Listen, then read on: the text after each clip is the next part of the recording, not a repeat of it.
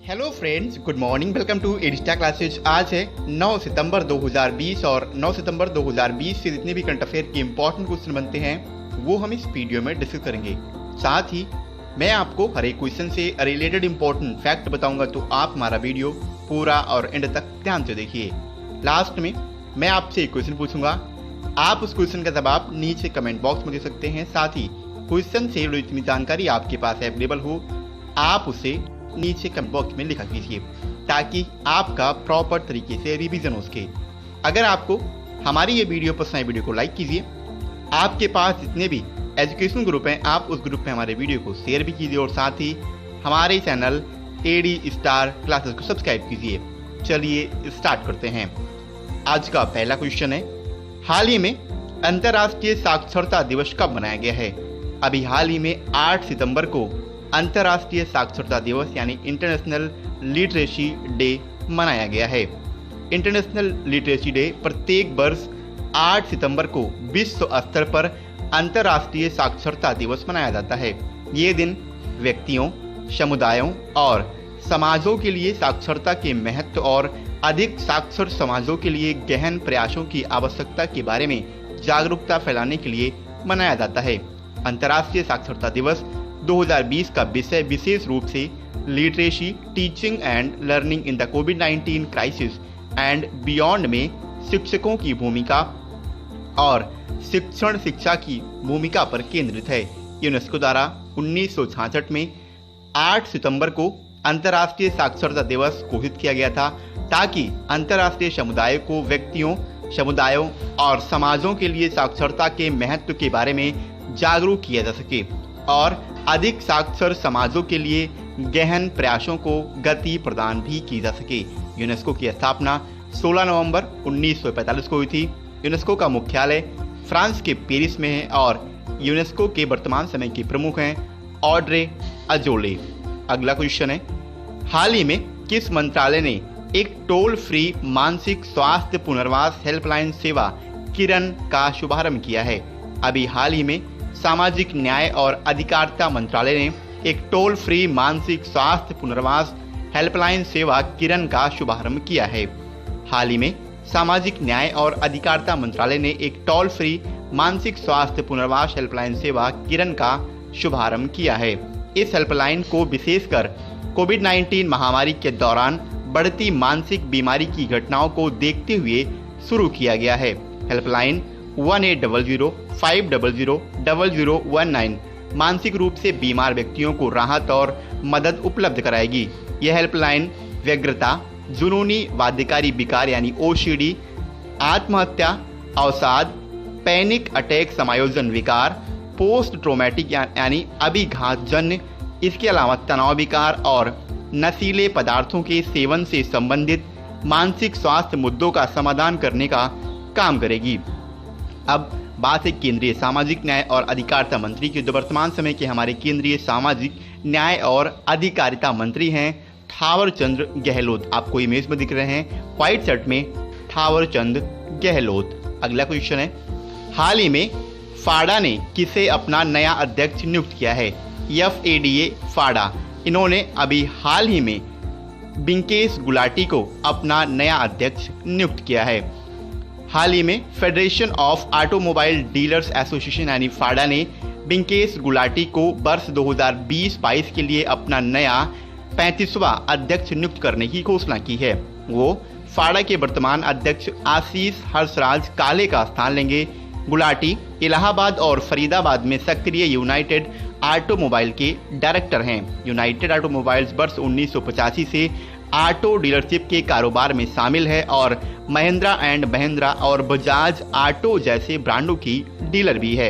United automobiles 1951 में transport business के रूप में शुरुआत करने वाली यूनाइटेड ग्रुप का एक हिस्सा भी है। ऑटोमोबाइल डीलर्स एसोसिएशन की स्थापना 1964 में हुई थी और इसका मुख्यालय नई दिल्ली में है। अगला क्वेश्चन है, हाल ही में जेरी मेंजल का निधन हुआ है, वह कौन थे? जेरी मेंजल ये डायरेक्टर थे और इनका हाल ही में निधन हो गया है। ऑस्कर विजेता चेक फिल्म निर्देशक जेरी मेंजल का निधन हो गया है। उनका जन्म 23 फरवरी 1938 को प्राग, जो कि चेकोस्लोवाकिया में हुआ था। उनकी पहली फीचर फिल्म ने 1968 में, जिसका नाम था क्लोजली वाच्ड ट्रेन्स, 1968 में सर्वश्रेष्ठ विदेशी भाषा की फिल्म के लिए अकादमी पुरस्कार यानी ऑस्कर भी जीता था।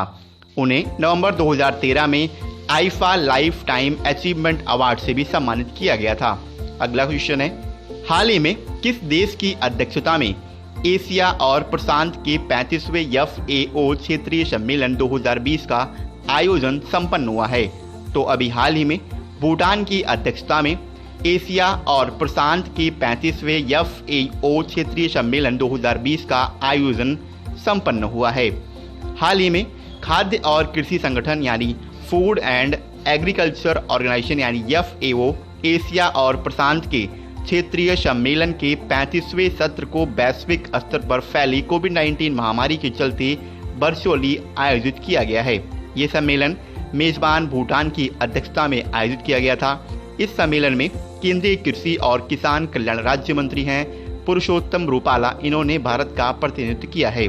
सम्मेलन में क्षेत्रीय प्राथमिकताओं, कोविड-19 साथ में कृषि पारिस्थितिकी, इसके अलावा प्राकृतिक संसाधन प्रबंधन और खाद्य सुरक्षा तथा पोषण जैसे मुद्दों पर विचार विमर्श किया गया था। बांग्लादेश 2022 में एशिया और प्रशांत के लिए 36वें क्षेत्रीय सम्मेलन की मेजबानी करेगा। ये पहला मौका होगा जब बांग्लादेश 1973 में संगठन में शामिल होने के बाद इस आयोजन की मेजबानी करेगा। क्षेत्रीय सम्मेलन हर 2 साल में एक बार आयोजित किया जाता है। पहला क्षेत्रीय सम्मेलन 1953 में बेंगलोर, जो कि भारत में है, वहाँ पे आयोजित किया गया था। खाद्य और कृषि संगठन यानी FAO की स्थापना 16 अक्टूबर 1945 को हुई थी। इसका मुख्यालय रोम के इटली में है और इसके वर्तमान समय के प्रमुख हैं क्यू डोंग्यू। अगला क्वेश्चन है, हाल ही में किसने हाइपरसोनिक मिसाइलों के लिए स्क्रैम जेट तकनीक का सफल परीक्षण किया है? अभी हाल ही में भारत के रक्षा मंत्री का विभाग DRDO यानी डिफेंस रिसर्च डेवलपमेंट ऑर्गेनाइजेशन ने एक हाइपरसोनिक मिसाइलों के लिए स्क्रैम जेट टेक्निक का सफल टेस्टिंग कर लिया है। हाल ही में रक्षा अनुसंधान और विकास संगठन यानी DRDO ने हाइपरसोनिक की जो प्रौद्योगिकी होती है, यानी जो उसकी टेक्नोलॉजी है हाइपरसोनिक की, उसके लिए डिमॉन्स्ट्रेटर व्हीकल्स यानी HSTDV का सफलतापूर्वक टेस्टिंग कर लिया है, जो ध्वनि की गति तुलना में 6 गुना अधिक क्षमता वाला मानव रहित स्क्रैम जेट वाहन है। ये परीक्षण उड़ीसा के तट के पास व्हीलर द्वीप में doctor APJ Abdul Kalam launch complex से किया गया था। इसके साथ ही भारत अब अमेरिका, रूस और चीन के उस एलीट क्लब में शामिल हो गया है जिसने हाइपरसोनिक प्रौद्योगिकी का विकास और सफलतापूर्वक परीक्षण कर लिया है। DRDO की स्थापना 1958 में हुई थी। DRDO का मुख्यालय नई दिल्ली में है और DRDO के वर्तमान समय के अध्यक्ष हैं डॉक्टर G सतीश रेड्डी। हाल ही में मैंने आपको बताया था डॉक्टर G सतीश रेड्डी का कार्यकाल 2 साल के लिए एक्सटेंड यानी बढ़ा दिया गया है। DRDO का मोटो है वलश्य मूलम विज्ञानम, जिसका इंग्लिश में अनुवाद है strength origin is in science. अगला क्वेश्चन है, हाल ही में किस देश के क्रिकेटर मैथ्यू हेडन को भारत में व्यापार प्रतिनिधि नियुक्त किया गया है? तो मैथ्यू हेडन ये ऑस्ट्रेलिया के क्रिकेटर हैं और इन्हें भारत में व्यापार प्रतिनिधि अपॉइंट किया गया है। हाल ही में ऑस्ट्रेलिया गवर्नमेंट ने भारत के साथ व्यापार संबंधों को आगे बढ़ाने के लिए पूर्व क्रिकेटर मैथ्यू हेडन और भारतीय मूल की राजनेता लीसा सिंह को व्यापार प्रतिनिधि नियुक्त किया है। भारत के साथ ऑस्ट्रेलिया की विदेश और आर्थिक नीति के रिश्तों को आगे बढ़ाने में परिषद एक महत्वपूर्ण भूमिका निभाएगा। हाल ही में ऑस्ट्रेलिया भारत परिषद के बोर्ड में 3 नई नियुक्ति की घोषणा की गई है। अशोक जैकब को अध्यक्ष के रूप में फिर से नियुक्त किया गया और 3 नए बोर्ड सदस्यों में इन्हें शामिल भी किया गया है। ऑस्ट्रेलिया की कैपिटल कैनबरा है। ऑस्ट्रेलिया की मुद्रा है ऑस्ट्रेलियाई डॉलर और ऑस्ट्रेलिया के वर्तमान समय के प्रधानमंत्री हैं स्कॉट मॉरिसन। इसके अलावा ऑस्ट्रेलिया को आपको याद रखना है, इंपॉर्टेंट फैक्ट है, ऑस्ट्रेलिया को कैपिटल ऑफ गेम्स कहा जाता है। और ऐसा क्यों कहा जाता है? क्योंकि 60 to 80% पॉपुलेशन पर वीक ऑस्ट्रेलिया की गेम्स में इन्वॉल्व रहती है, इसीलिए ऑस्ट्रेलिया को कैपिटल ऑफ गेम्स कहा जाता है। अगला क्वेश्चन है, हाल ही में किसने साइबर सुरक्षा जागरूकता अभियान चलाने के लिए CPF के साथ साझेदारी की है? अभी हाल ही में व्हाट्सएप ने साइबर सुरक्षा जागरूकता अभियान चलाने के लिए CPF के साथ एक साझेदारी की है। हाल ही में फेसबुक स्वामित्व वाले व्हाट्सएप ने छात्रों में साइबर सुरक्षा यानी साइबर क्राइम के बारे में जागरूकता पैदा करने के लिए साइबर पीस फाउंडेशन यानी CPF के साथ साझेदारी की है। इस साझेदारी का लक्ष्य इस वर्ष के अंत तक पैन इंडिया कार्यक्रम के तहत दिल्ली, मध्य प्रदेश, बिहार, झारखंड और महाराष्ट्र सहित 5 भारतीय राज्यों के लगभग 15,000 छात्रों तक पहुंच बनाना है। CPF यूनिसेफ और राज्य पुलिस अधिकारियों के परामर्श से बच्चों के लिए ऑनलाइन सुरक्षा बढ़ाने के लिए युक्तियों और अभिभावकों के साथ शहर निर्मित पाठ्यक्रम का उपयोग करते हुए शिक्षकों, अभिभावकों और छात्रों को प्रशिक्षित करेगा। साइबर पीस फाउंडेशन की स्थापना 2003 में हुई थी। साइबर पीस फाउंडेशन का मुख्यालय नई दिल्ली में है और साइबर पीस फाउंडेशन के संस्थापक और अध्यक्ष हैं विनीत कुमार। लास्ट आपसे क्वेश्चन पूछा गया था, हाल ही में किस राज्य में रोजगार के अवसर पैदा करने के लिए ड्रग पार्क की स्थापना की गई है? क्वेश्चन का ऑप्शन सी सही था, उड़ीसा।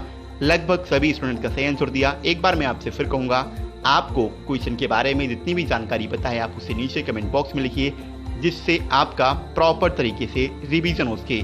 आज का हमारा क्वेश्चन है, हाल ही में किस टेलीकॉम कंपनी ने अपना नाम बदलकर VI किया है? क्वेश्चन के 4 ऑप्शन हैं, रिलायंस, एयरटेल, वोडाफोन आइडिया और इनमें से कोई नहीं। एक बार यहाँ मैं आपसे फिर बोलूँगा, आपको क्वेश्चन के बारे में जितनी भी जानकारी पता है आप उसे नीचे कमेंट बॉक्स में लिखिए, जिससे आपका प्रॉपरली रिवीजन हो सके। इसके अलावा अगर आपको हमारे किसी वीडियो की PDF फाइल चाहिए तो नीचे डिस्क्रिप्शन में टेलीग्राम ग्रुप का लिंक दिया हुआ है, आप उस ग्रुप पे लिंक पर क्लिक करके हमारा ग्रुप ज्वाइन कीजिए और वहाँ पे आपको सारे वीडियोस की PDF एक साथ अवेलेबल मिलेगी। इसके अलावा एक आपके लिए इम्पोर्टेंट सूचना भी है। सूचना ये है, NTPC और ग्रुप D की जैसे आपको पता है डेट अनाउंस हो चुकी है 15 दिसंबर। उसके लिए हम मेगा मैराथन लेके आ रहे हैं, जिसमें की रीजनिंग, साथ में करंट अफेयर पिछले 1 साल का और इसके साथ ही हिस्ट्री, ज्योग्राफी, पॉलिटी, इकोनॉमी यानी जनरल स्टडी से रिलेटेड जितने भी इम्पोर्टेंट आपके लिए NTPC और ग्रुप D की एग्जाम के पॉइंट ऑफ व्यू से जितने भी सब्जेक्ट हैं और जितने भी क्वेश्चन पूछाते हैं उनसे रिलेटेड सब्जेक्ट को आपके लिए मेगा मैराथन की व्यवस्था की जा रही है। तो आप हमारे वीडियोस को जरूर देखिए। तो आज के लिए इतना ही। अगर आपको हमारी ये वीडियो पसंद आई, वीडियो को लाइक कीजिए। जय हिंद।